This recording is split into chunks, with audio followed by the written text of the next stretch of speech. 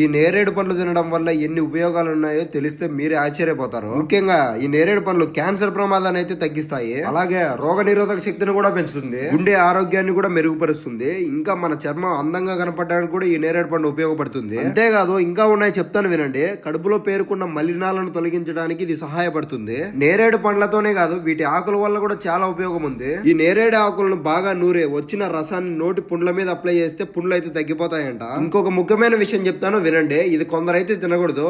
అది ఎవరెవరు తినకూడదు అంటే ప్రెగ్నెన్సీ ఉమెన్స్, మూత్రపిండాల సమస్యలు ఉన్న వాళ్ళైతే ఈ పండు తినకూడదు. ఇందులో బోనస్ పాయింట్ ఏంటంటే వీటి ఆకులు పండ్ల వల్లే కాదు, వీటి విత్తనాల వల్ల కూడా ఉపయోగం ఉంది. షుగర్ తో ఎవరైతే బాధపడుతున్నారో షుగర్ ని అదుపులో పెట్టడానికి విత్తనాలు అయితే ఉపయోగపడతాయి. ఈ విత్తనాలను ఎలా వాడాలో నేను ఇప్పుడు చెప్తాను వినండి.